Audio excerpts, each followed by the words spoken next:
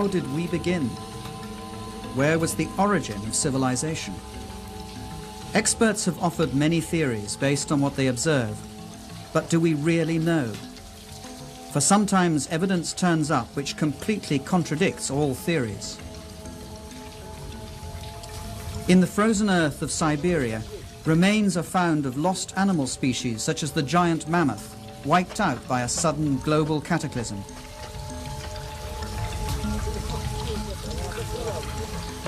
Ancient maps have been discovered which show the continent of Antarctica centuries before we discovered it. This map, which is centuries old, depicts the true configuration of Queen Maud's Land, which is now under nearly a kilometer of ice, and its true configuration wasn't determined until 1949. A century ago, an archaeologist concluded the ancient city of Tiwanaku in Bolivia was a stellar observatory, aligned to the sun and stars. From it, he calculated its age to be 17,000 years old. His evidence was ridiculed until recently. The only correction that I would make is that we now have better astronomical measurements due to satellites and computers.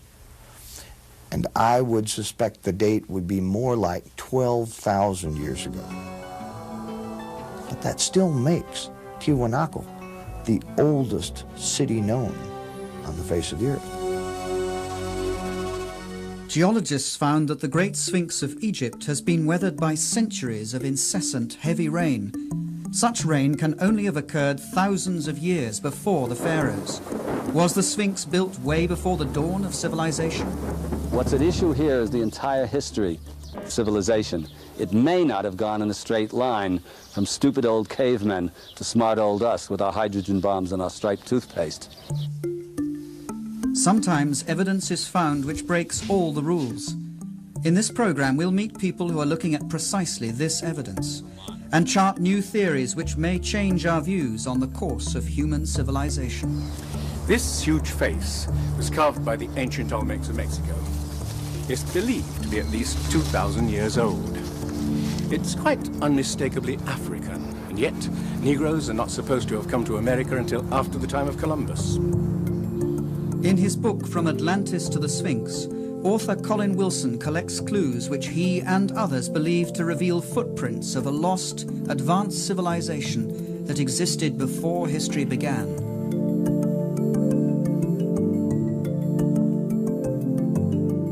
Greek philosopher Plato described precisely such a civilization, which, Egyptian priests told him, sailed the oceans thousands of years earlier until it was destroyed in a huge cataclysm. He called it Atlantis.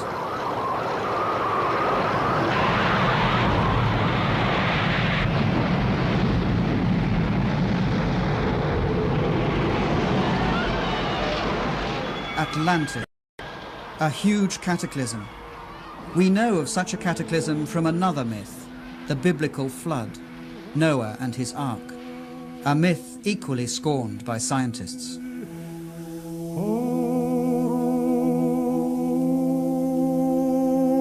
Yet, when they reject the biblical deluge and Noah's Ark as fable, scientists are ignoring the fact that across the entire world there are hundreds of flood myths, quite apart from the Mesopotamian and the Hebrew accounts, which tell the same story of a worldwide disaster which virtually wiped out mankind before the beginning of recorded history.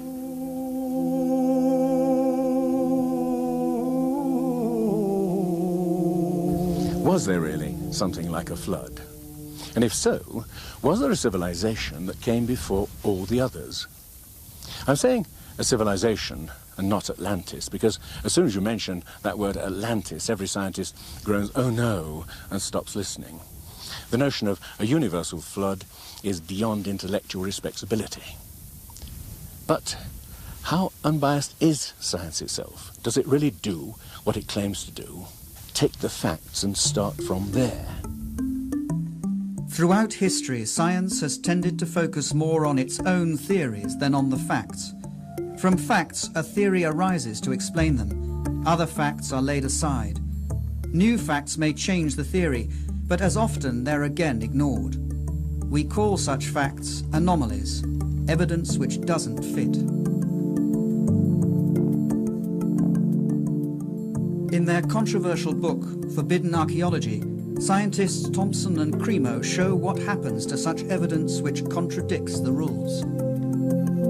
Over the past 150 years, these archaeologists and anthropologists have covered up as much evidence as they've dug up, literally. Basically what you find is something we call a knowledge filter.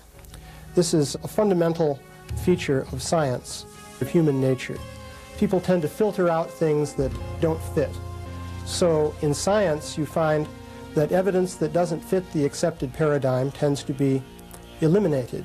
It's not taught, it's not discussed, and people who are educated in scientific teachings generally don't even learn about it. What we're talking about, for example, was demonstrated in Hiatlico, Mexico, in 1966, when archaeologist Gene Steen McIntyre threatened to overturn the conventional view that mankind is relatively new to most parts of the Earth. That he penetrated into Siberia around about 30,000 years ago, and definitely not into America until about 20,000 years ago. In Mexico, Gene Steen McIntyre uncovered stone tools and human bones and had them dated through a variety of thorough scientific tests. We thought we had an old site. This was back in '66, and we thought it was perhaps 20,000 years old, and at that time that was considered a very old age for the site. When we finally got the dates and all the different methods we used to date it, it came out to be 250,000 years old. To tell you the truth, I would have been happy with a 20,000-year-old date. It would have made my career. And I was rather naive. I thought, okay, I'm just going to stick with the date. We've got the information, we got the facts, let's get the facts out and go on from there. And I didn't realize it was going to ruin my whole career. All her professional opportunities have been closed off since then. The site was closed, permission for further investigation denied, permanently. Yet earlier this year, over 3 decades later, archaeologists uncovered traces of human beings in Siberia dating back 300,000 years, a date which suddenly makes Gene McIntyre's find not so improbable after all. It's not necessarily a deliberate conspiracy in the sense of some people getting together in a smoke-filled room and saying, we're going to deceive people. It's something that happens automatically within the scientific community. So when a given piece of evidence disagrees with the predominant theory, then automatically people won't talk about it, they won't report it, and that means that science fails to progress in the way that one would hope.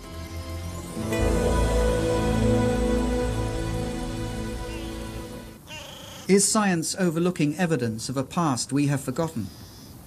Can the myths be true which tell us there was once a civilization on this planet which was lost thousands of years before recorded history began? A new brand of researchers is looking at precisely the anomalies science tends to discard. They ask questions which may change our views on the course of human history. The Inca fortress of Sacsayhuaman, of indeterminable age, and built by a people who had no hard metal tools or cement and knew neither pulley, wheel, nor crane.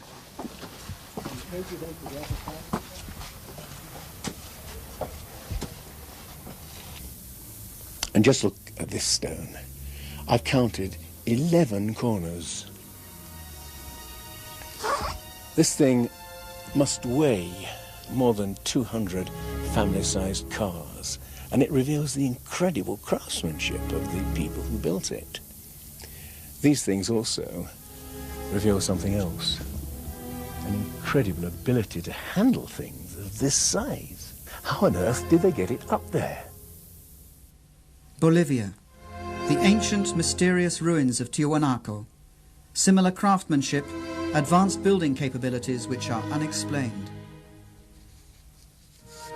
The facing stones of this site are perfectly set with no mortar. We took a needle, and that needle we tried to insert at every point along the joint, and the needle couldn't be inserted. A perfect cut. When the Spanish conquerors asked the Incas whether they'd built Tiwanaku, the Incas said, no, we didn't build it. It was built thousands of years before us. Now, the evidence shows it was built by an advanced civilization. And a chance discovery reveals just how advanced they may have been. The building blocks of Tiwanaku aren't held together by cement. Whoever takes them apart discovers the unexpected glint of metal holding the stones together. What I find amazing here is that to move to each site where the staple was needed, they had to have something like a portable smelting plant to maintain this metal in a molten state.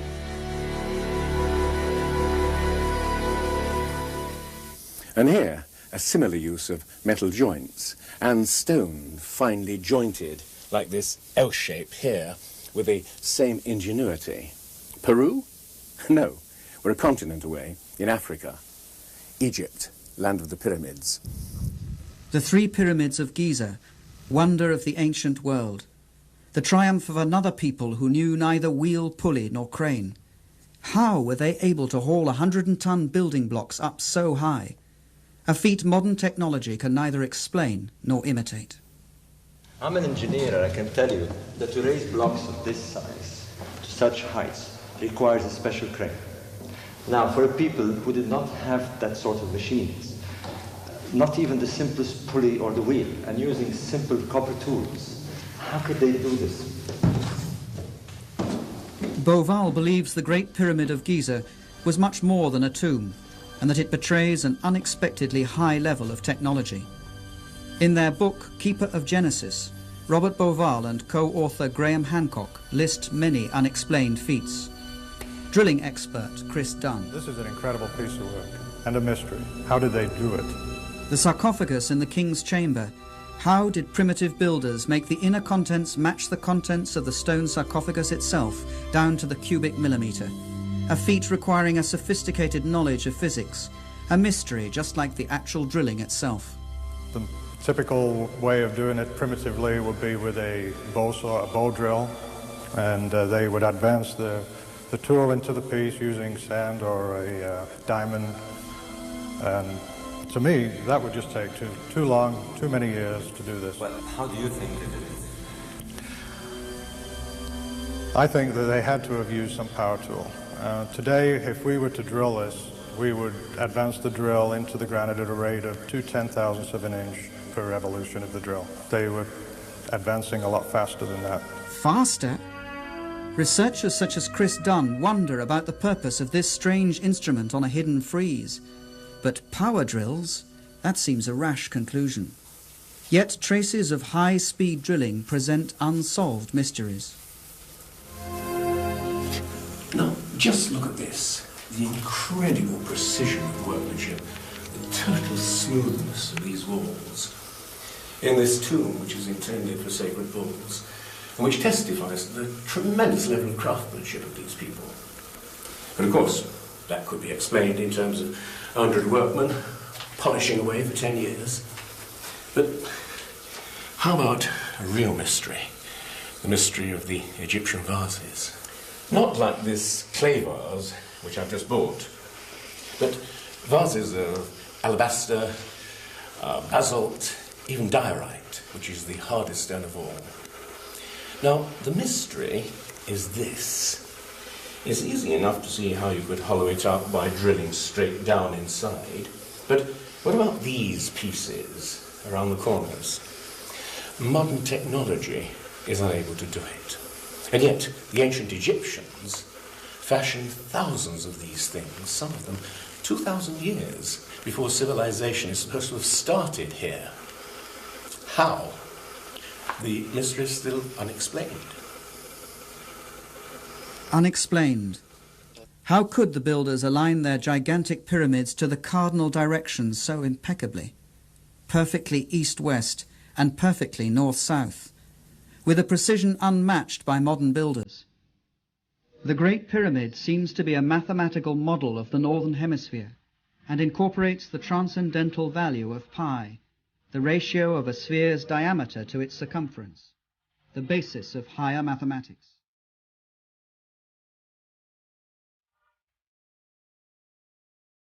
it's clear that what we have here is an advanced system of mathematics and technology at a time when this isn't supposed to have existed. And to achieve these results, the ancient builders had to use a slope of 52 degrees. Any other slope just wouldn't work.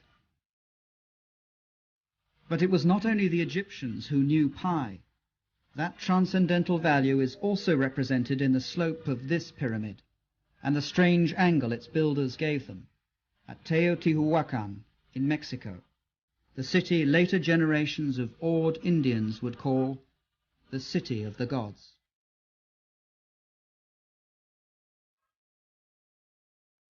This city was once bigger than Imperial Rome. What you can see here are a series of basins that were once filled with water, whose smooth mirror-like surface reflected the heavens, and also whose ripples would serve as some kind of earthquake warning. These temples on the opposite side are believed to represent the heavenly bodies. This whole place seems to have a kind of obsession with astronomy and with eternity. On the equinoxes, on March the 21st and September the 21st, these pyramids cast a giant shadow straight along the axis, which made them the perfect clock for a people who were obsessed with the measurement of time and of precession.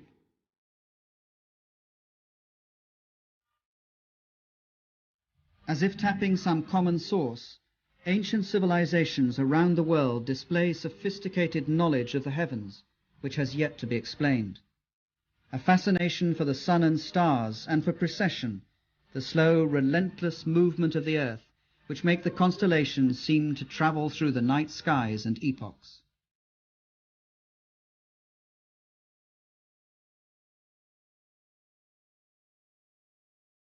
Scholars say that the ancient Egyptians did not have a high knowledge of astronomy. But here is evidence of their fascination and sophisticated knowledge of the sky. Look at the zodiac constellations: Leo, Taurus, Pisces, and here the constellation of Orion. Beauval believes astronomy is a key to the many mysteries of the pyramids of Giza. Ancient Egyptians saw the constellation of Orion as their god Osiris, lord of the dead, the night skies, and the afterlife. Beauval found the god in evidence all over the Giza pyramids. This is the real mystery. Small shafts leading upward, no more than ventilation shafts to Egyptologists, but astronomers thought differently. To ancient Egypt, this was Rostau, gateway to the netherworld, kingdom of the god Osiris, or Orion. To the ancient Egyptian, Orion was Osiris, the high god of resurrection. Now, this is a reconstruction of the sky in 2500 BC, and I was amazed to discover this. The shafts led up to Orion and the star Sirius, or Isis, consort of Osiris. In ancient texts, Beauval finds they must have served in a secret ceremony to make dead pharaohs resurrect as stars in the constellation of Orion. One of these texts says, "May you traverse the winding waterway, the Milky Way, and may you go to the place where Orion is." Beauval believes that Osiris had such crucial importance to the builders that they constructed the Giza pyramids precisely like the three stars in Orion's belt. Phenomenal as it sounds, that correlation was only the beginning. He found the ancients had given star names to two other contemporary pyramids nearby. He then looked at the wider plan and was staggered. The constellation of Orion, the god Osiris, lay in heaven as on earth. Mexico, where Teotihuacan presents another parallel. Legend calls this the City of the Gods and suggests that its purpose was to transform human beings into heavenly beings. As in Egypt, with the pyramids of Giza, the myths speak of its meaning as reincarnation in the stars. That's the secret of Teotihuacan.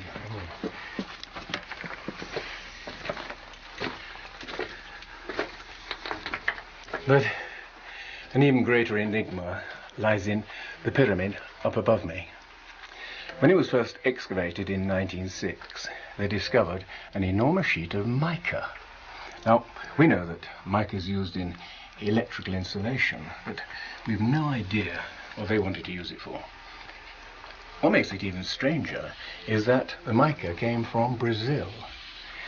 Imagine the problem of moving a 90-foot square sheet of mica 2,000 miles. How? And for what purpose? We've simply no idea. Tiwanaku, Bolivia. Another lost culture betraying that same fascination with the sun and stars. 100 years ago, Bolivian archaeologist Poznansky observed that on the first day of spring, the sun rose exactly through the center of the temple. It was the starting point of a remarkable discovery. Poznansky found they built this temple as an observatory, a huge clock to measure the progression of the sun. And we can use these astronomical alignments to date this site.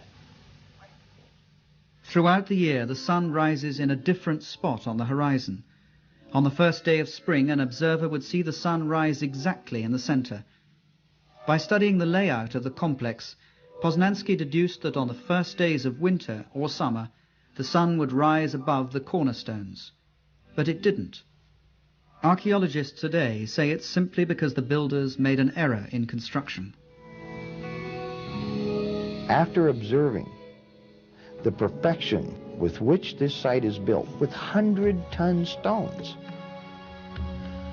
to suggest that such things as the solstice markers are misaligned, I find incredible. Neil Steed made a thorough check of Poznansky's calculations. By measuring the angle of the cornerstones and comparing that angle with today's sunrise positions, Poznansky was able to calculate that Tiwanaku was built 17,000 years ago. At that time, the tilt of the Earth's axis was slightly different than it is today. At that date, the summer and winter suns would have risen directly above the cornerstones. I would suspect the date would be more like 12,000 years ago. But that should make each and every one of us fully question the origins of civilization.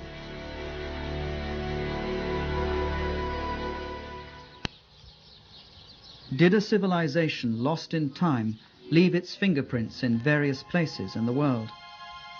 Egyptian priests told the Greek philosopher Plato of such a civilization which had existed 12,000 years ago. But according to science, mankind emerged from the Stone Age some 5,000 years ago. Could man have made that climb before?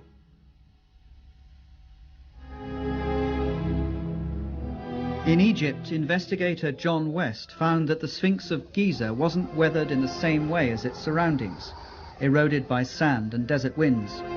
Instead of horizontal weathering, the Sphinx shows rounded, undulating marks of erosion. You don't even have to be a geologist to look at it and see what must have been responsible for that kind of weathering. Only water pouring in sheets over the enclosure wall could have produced those rounded contours.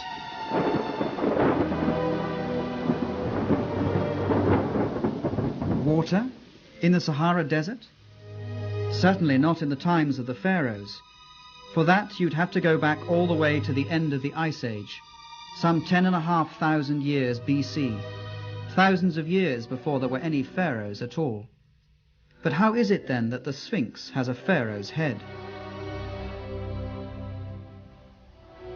The head is disproportionately small.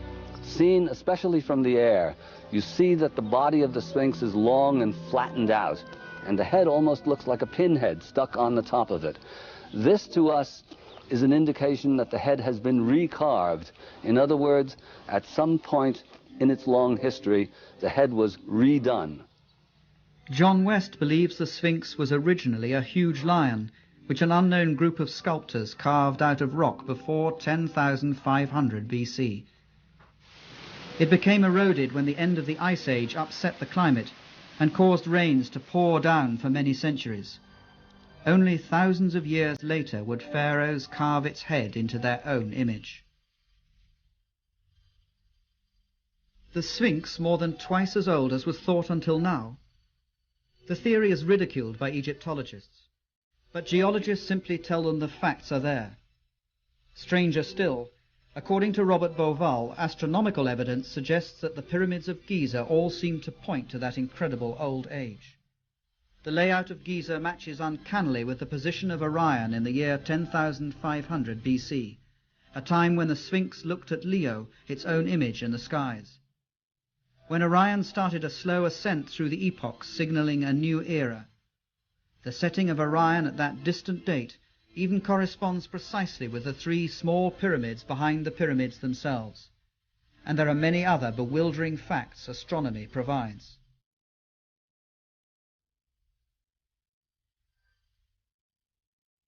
And this matches exactly with the analysis of the Sphinx. So there are two hard sciences now indicating that the Sphinx could be going back to 10,500 BC. Egypt experienced major and dramatic changes at the end of the Ice Age, particularly about 10,500 BC, when very high, exceptionally high floods covered the floodplain, and it ended things both in the Delta and the Nile Valley in general. 10,500 BC, a time of floods. Could the designers of Giza point back to that distant time?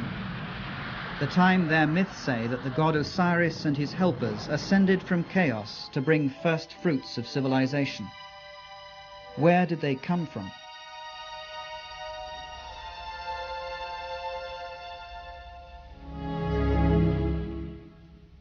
A god who was very similar was lord of ancient Tiwanaku in Bolivia. Here in this mysterious city of Tiwanaku, the god they worshipped,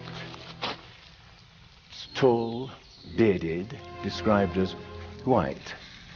Viracocha emerged in times of chaos and destruction from across the waters to bring some kind of renewal to the human race. The white god Viracocha. In Mexico, he's called Quetzalcoatl, who came with others to bring the first fruits of knowledge. His symbol is all over Teotihuacan. The feathered serpent, symbol of the enigmatic god Quetzalcoatl, who came from the east after times of tremendous cataclysm to bring civilization to this part of the world. Could gods like Osiris, Viracocha and Quetzalcoatl have been real people who came from afar? Survivors of a cataclysm that had destroyed their homes and civilization? Now, the question we're asking is this. Was there some remote civilization, as yet unidentified, that touched Egypt, Mexico, and South America, and left its imprint, however difficult to discern, in a body of knowledge? Now, taken in isolation, I agree. Each bit of evidence reveals little, but let's consider all these common elements together. Both sides had huge pyramids, precisely aligned to the cardinal points, incorporating sophisticated knowledge of mathematics. Both demonstrated an astounding knowledge of astronomy, expressed in the great sacred monuments they both erected. Although they knew neither pulley nor wheel, both could build using huge stones finely jointed, in a unique style of construction with L-shaped corners and metal clamps. And both cultures used the process of mummification to preserve and honor their dead. Here a new astounding clue was found when Dr. Balabanova of the German University of Ulm discovered to her surprise that many mummies from Egypt contained cocaine and nicotine, indigenous to South America. Ich habe eine Reihe von Briefen bekommen, die fast gefährliche Briefe waren, beleidigende Briefe, dass das alles eine Unfug ist, dass das Fantasie ist, dass das absolut unmöglich ist. Es ist nachgewiesen, dass diese Pflanze vor Kolumbus nirgendwo in der ganzen Welt außer Amerika vorhanden waren. But her research was repeated on hundreds of mummies and proved beyond refute. Did, in some distant past, seafarers indeed cross the seas and influence the cultures on both sides of the Atlantic? The thought is even suggested by what is not there: Mexico, the ancient culture of the Mayas.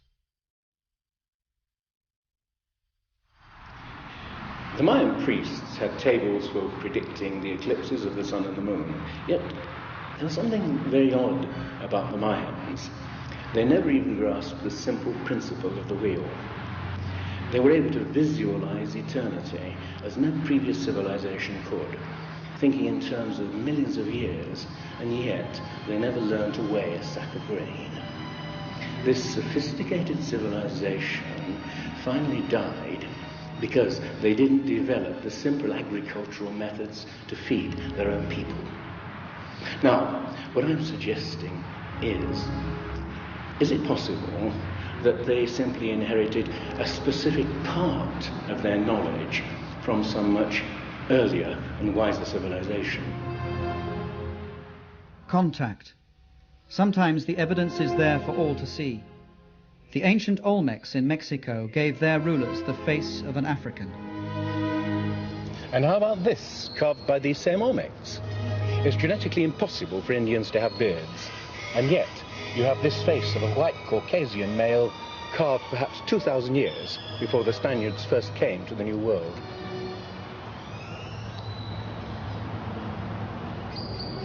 So, faces of Africans and Caucasians carved many centuries before Columbus. Where did they come from? How did they get here? How did they come to influence the most ancient culture of Central America, the mother culture of Mexico? All that archaeologists know is that they suddenly materialized, fully evolved about 1500 BC. No sign of a development phase. These people, whose characteristic expression was the carving of huge stone heads of Caucasian and Africans, seem to have come out of nowhere.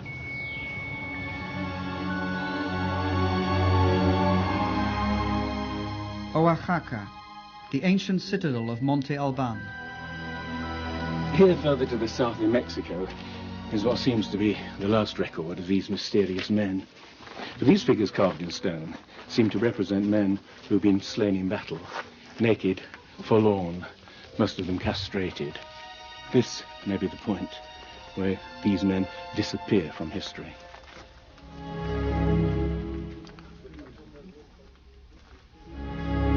So, a sophisticated seafaring civilization that crossed the Atlantic centuries before Columbus. But there's another piece of evidence. There are old maps that suggest that ancient seafarers possessed a knowledge of the globe that's never been explained. A puzzle for scientists throughout this century. In 1513, Turkish Admiral Piri Reis mapped out parts of the world no one had ever seen at the time. Columbus only explored the areas of the Caribbean. He didn't get to South America. He didn't get down to this area of South America all the way down to Antarctica. He didn't get anywhere near this area. But these maps are showing all these features accurately well before Columbus or the European explorers have reached these areas. This map, which is centuries old, depicts the true configuration of Queen Maud's Land, which is now under nearly a kilometer of ice, and its true configuration wasn't determined until 1949. Unexplained. Cartographers have long pondered the strange projection used.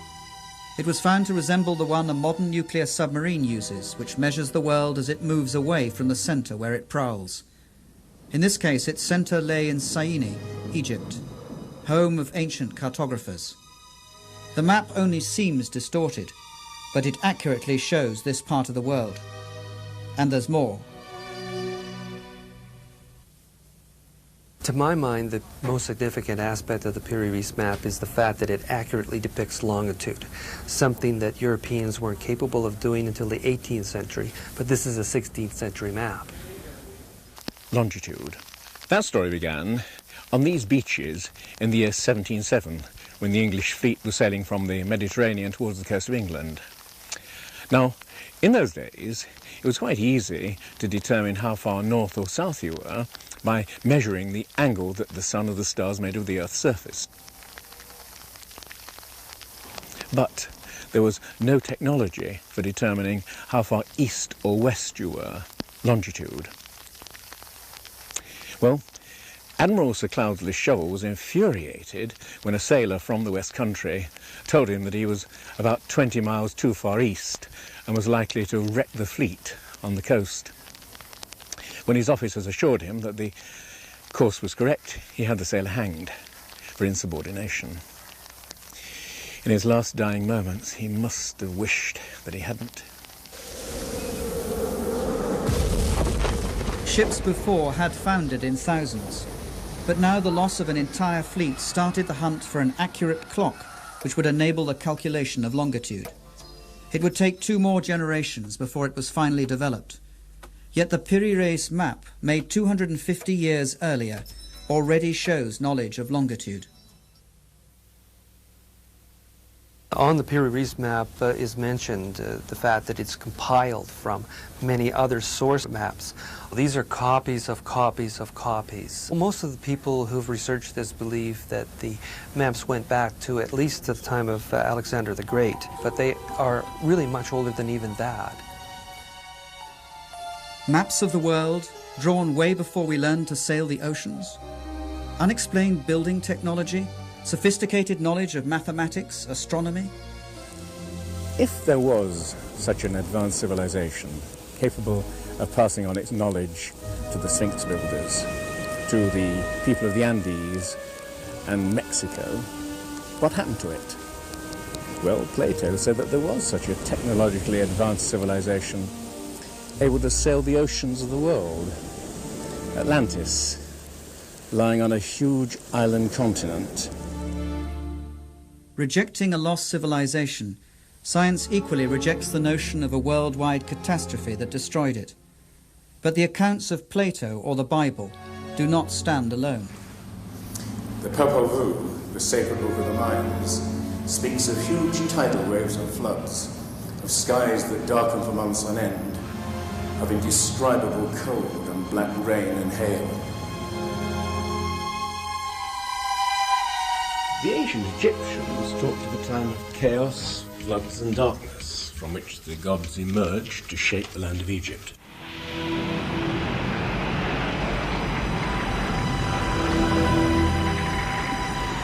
The sun disk of the Aztec speaks of 4 cycles of destruction: by flood, by fire, by wind, and by blood and war, and foresees the end of the world by upheaval from the bowels of the earth.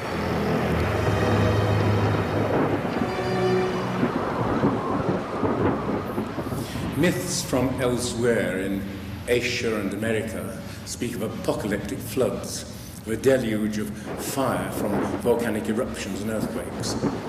They speak with a disturbing realism of a past that we can neither clearly remember nor entirely forget.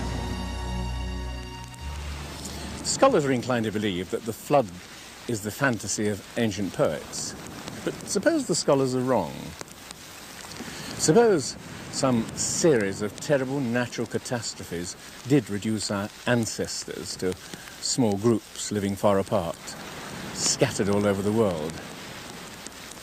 What we're looking for is some epoch that fits the myths as snugly as the slipper fits Cinderella's foot. A clue. The La Brea tar pit of California. Mass grave for over 1 million animals now turned into a tourist attraction. Well, deep below the surface here, you have the Salt Lake oil field. Asphalt seeps out through the cracks and fissures like a tremendous flypaper, and it catches animals in the asphalt. And we have incredible resources here from the animals that were trapped in this method during the last 40,000 years. The tar pits read like a book of ancient times, when animals abounded which we never thought of as indigenous to America at all. Mammoths, elephants, rhinos, giant sloths, saber-toothed tigers, even horses and camels. Then a huge catastrophe wiped them out, apparently within a few decades. The time is around 10,500 BC, over 12,000 years ago. The big animals, any mammal larger than a coyote, largely became extinct within a few tens of years.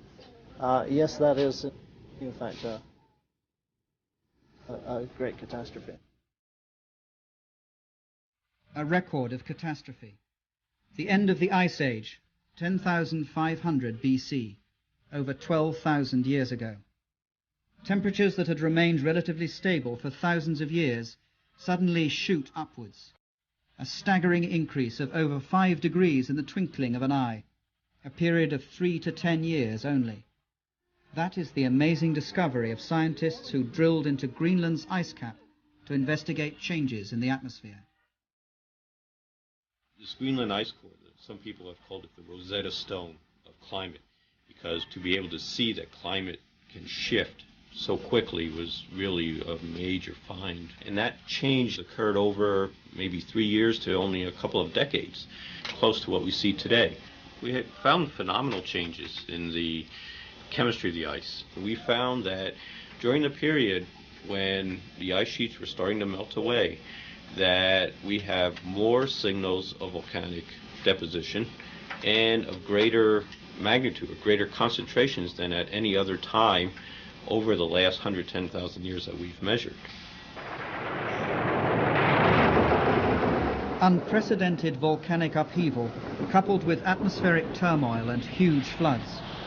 For as ice sheets over a mile thick melted within decades, sea level shot up by 4,500 feet. Suddenly seas appeared where land had been.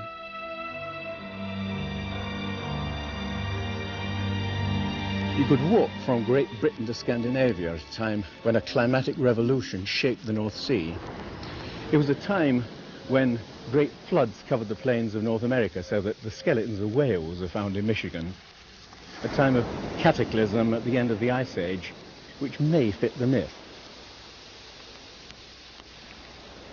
In the New World alone, about 70 kinds of animals became extinct. Saber-toothed cats, mammoths, giant sloths, horses, camels. Let me just put that in perspective. Over the previous 200,000 years, less than 1/3 of that number had become extinct. And that same extraordinary pattern of extinction was repeated over Europe and Asia. In the permafrost of Siberia and Alaska, tangled masses of bones are found of millions of animals which perished in a cataclysm. The giant mammoth didn't fall victim to the hunters of prehistory. He was felled by natural catastrophe. At the turn of the century, Siberian hunters stumbled across the frozen skull of one huge animal. When it was dug out and transported, its stomach was found to contain undigested plants from a temperate climate. The animal had been deep frozen faster than any modern freezer is capable of. What is certain is that some 12 or 13,000 years ago, a terrible cold descended on Siberia and hasn't relaxed its grip ever since. This riddle of the instant frozen mammoths has given way to some strange anecdotes, some true, some untrue, like the mammoth steak served in Fairbanks, Alaska. But what is certainly authentic is a report by the Russian 19th century naturalist Baron Wrangel, who discovered Bear Island, which is north of Siberia, and where the sand was literally held together by reefs of bones and tusks of mammoths and other animals that had disappeared in some strange primeval catastrophe. These mass extinctions, this tremendous volcanic activity, this rapidity of the melting of the ice seems to suggest some enormous climatic revolution that took place about 12,000 years ago. There seems to be some unknown factor that we can't put our fingers on. The end of the Ice Age. What made it a revolution? Here's the big question. What brought on cataclysm? One of the best theories that has been put forward is by an American, Charles Hapgood, who suggested something he called earth crust displacement, which meant that the whole crust of the earth shifted around suddenly like the skin of an orange. The whole outer shell of the earth, it's only 1/3 of 1% of the earth's mass. Like the a peel of an orange, if it was loose, it moves. Thinner than an eggshell, the Earth's crust rests on a molten liquid interior. The ruling theory on the Earth's crust is that of plate tectonics, continents slowly drifting apart over hundreds of millions of years. Though science scorned the theory for over half a century, it now equally scorns the notion that the Earth's crust could move as a whole and suddenly. But one scientist was mesmerized by the idea. Had he lived longer, Earth crust displacement would have been considered more seriously. His name was Albert Einstein. This is a summary of what he said. When I came across Hapgood's work, I was electrified. Here was an idea that was simple, but could explain a whole range of problems. Hapgood had the theory. The question was, what was the mechanism that set this whole gigantic thing in motion? And it was Einstein who came up with the suggestion. The enormous amount of ice that builds up around the poles can become 2 miles thick, ice that extended right into the middle of the continent of America. And these billions, countless billion tons of ice, if they formed in an imbalanced way, would cause the Earth, as it were, to judder like a wheel with a great weight placed on its rim. This judder would in fact be sufficient to cause that switching of the crust of the Earth. 55,000 years ago, the North Pole lay close to Europe, but suddenly swept to Hudson Bay in Canada. And around 12,500 BC, it suddenly shifted again, almost 2,000 miles to where it lies now. Or is it better to say the lands and seas have been swept across the pole, propelled by a sudden displacement of the Earth's crust? If so, this is one of the things which would have happened at the end of the Ice Age. The displacement propelled America out of the polar zone. The sea to the north of it froze over with a thin sheet only meters thick. The huge old ice sheet over North America, more than a mile thick, suddenly melted in a matter of years. Now, what's so interesting about the Hapgood-Einstein theory is that it also explains all kinds of other myths quite apart from the myths of flood. There are myths of tremendous earthquakes, volcanic catastrophes, black rain falling from the sky, sudden freeze-ups of whole lands. And you can see that in point of fact this is precisely what would happen if the Earth's crust switched around. Quite suddenly, areas that had previously been freezing would suddenly be switched into regions. Things like that flash-frozen mammoth of Siberia. Whole species would be wiped out. If an Earth crust displacement caused the deluge that destroyed a civilization, where was that civilization? Searchers believe to have found it on the Greek island of Santorini, once destroyed in a huge eruption, or in ancient Troy. The German island of Heligoland almost washed away by the North Sea. They have searched for sunken continents in the Atlantic Ocean, but nothing has been found. And it's this exact problem that scuppered Plato's Atlantis as an ocean for serious scholars. You see, oceanographers have mapped the floor of the Atlantic and the Pacific Ocean, and there's no lost continent. Or is there? In Plato's account of Atlantis, he describes the island as a vast island continent with mountains in the middle of the real ocean. And the real ocean, of course, is the world ocean. It was only later that we began to divide the ocean up into different parts, calling it Atlantic and Pacific, etc. In reality, the world only has one ocean. The myths from around the world, some of them are very explicit about what happens in the Zen Vesta of the Vedic literature. The island continent is destroyed not only in a deluge, but it is covered in snow and ice. So we're looking for an ice-covered island in the middle of the ocean, and there is a great candidate in Antarctica. If the North Pole shifted, so must the South Pole. Flem-Ath believes that 12,000 years ago part of Antarctica lay in temperate zones and could have housed a civilization lost when the continent was swept into the grip of the pole. It's the explanation he finds for maps which show parts of Antarctica as they lay under ice. Turkish Admiral Piri Reis demonstrates knowledge of Antarctica he shouldn't have had. We have the cartographic departments of both the Navy and the Air Force saying we have made comparisons of the soundings of salient peaks and mountains. We found them to be in astonishing agreement. What must be emphasized is that we're not talking about just one map, the Piri Reis map, which could be argued away. We're talking about literally dozens of maps. For example, the Phineas map of Antarctica is extremely accurate to the general configuration, showing river systems that do exist but weren't known in the 16th century. We didn't discover Antarctica until around 1800. Yet how could European mapmakers already have charted it? Only, Flem Ath believes, if they copied it from copies upon copies of maps going back millennia. Information that simply shouldn't be there. It's only over the last 25 years we know that under the ice cap, Antarctica exists of some islands, a continent, a frozen sea in between. Yet the notion is already here on this map.